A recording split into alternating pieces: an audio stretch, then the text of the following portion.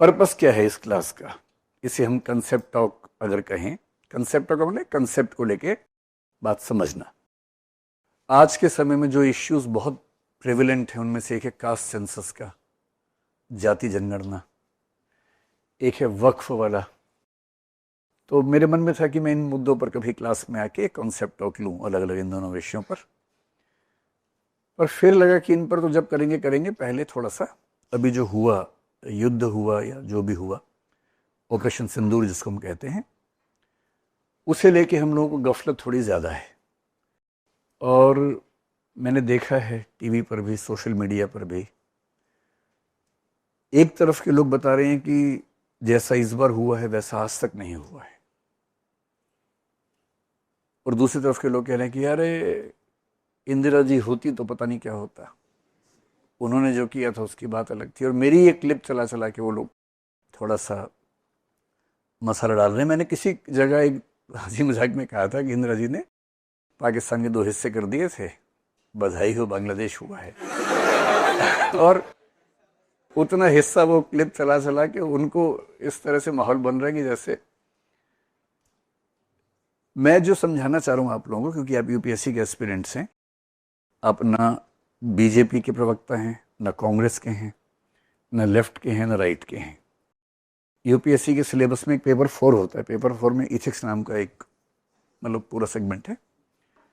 उसमें जो topic number 3 है, जिसको बोलते हैं एडमिनिस्ट्रेटिव वैल्यूज या सिविल सर्विसेज वैल्यूज, उनमें से एक वैल्यू का नाम है नॉन पार्टिजनशिप, राजनीतिक गैर तरफदारी। एक शब्द है ऑब्जेक्टिविटी, एक है न्यूट्रलिटी, एक है इम्पार्शियलिटी। वस्तुनिष्ठता यानी ऑब्जेक्टिविटी, न्यूट्रलिटी है तटस्थता, इम्पार्शियलिटी है निष्पक्षता, और नॉन पार्टिजनशिप को बोलते हैं राजनीतिक गैर तरफदारी। इसका मतलब ये चारों वैल्यूज एक साथ पढ़ते हैं हम लोग क्लास में।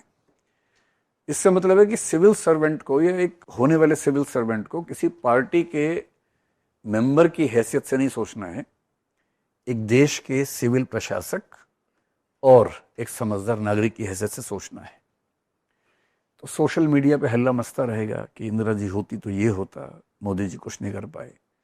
उधर वाले कहेंगे मोदी जी उस समय होते तो पता नहीं क्या होता, आज तो ये था, परिस्थितियां ऐसी थी। मैं आपको आज ये समझाना चाह रहा हूं थोड़ा सा विस्तार में कि राष्ट्रीय मुद्दों पर, युद्ध जैसे मुद्दों पर एक बेसिक स्टैंड हमारा ये होना चाहिए कि हम अपने देश के साथ खड़े हैं, पूरा कमर कस के खड़े हैं, कोई किंतु परंतु नहीं करना है जनरली। और जब कोई बहुत आपको ऑब्जेक्शनेबल बात लगे तो उसको विनम्र तरीके से सही मंच पर एक प्रश्न के रूप में, न कि सरकाज़म के रूप में, न कि व्यंग्य के रूप में, न कि चोट के रूप में रखना चाहिए। और मैं आपको आज जो समझाना चाह रहा हूं, आप मुझसे सवाल पूछ सकते हैं।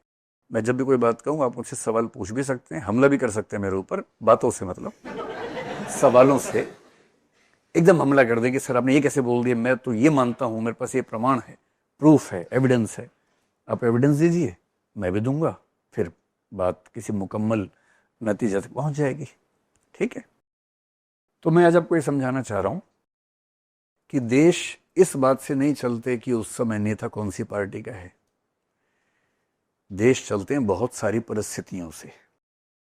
और मुझे कल एक बैठक में बात चल रही थी ऐसी ही, तो मुझसे किसी ने पूछा कि आपकी राय में 1971 और 2025 के बीच में क्या तुलना है। 1971 समझते हैं आप लोग, एक वॉर हुआ था भारत पाकिस्तान के बीच में, और 2025 के बीच में क्या तुलना है। तो मैंने वहां एक लाइन बोली, बाद में मुझे लगा कि इसी एक लाइन पर हम 1-1.5 घंटा बात कर सकते हैं। वो लाइन ये है मेरे हिसाब से, इंदिरा गांधी 2025 में होती तो ऑपरेशन सिंदूर वैसा ही होता जैसा हुआ है, और नरेंद्र मोदी 1971 में पीएम होते तो 1971 का युद्ध वैसा ही होता जैसा तब हुआ था। इस बात से लगभग कोई फर्क नहीं पड़ता कि इनमें से कौन अब है कौन तब है। दोनों का स्वभाव, दोनों की प्रकृति लगभग एक जैसी है। परिस्थितियां बहुत सारी ऐसी होती हैं कि चीज़ें बदल जाती हैं। पर यह बात समझने के लिए हमें एक बार, मुझे नहीं पता आप किस पार्टी को फॉलो करते हो सकता है आप में से कुछ लोग बीजेपी वाले हों, कुछ कांग्रेस वाले हों, हैं तो हैं, मुझे क्या फर्क पड़ता है।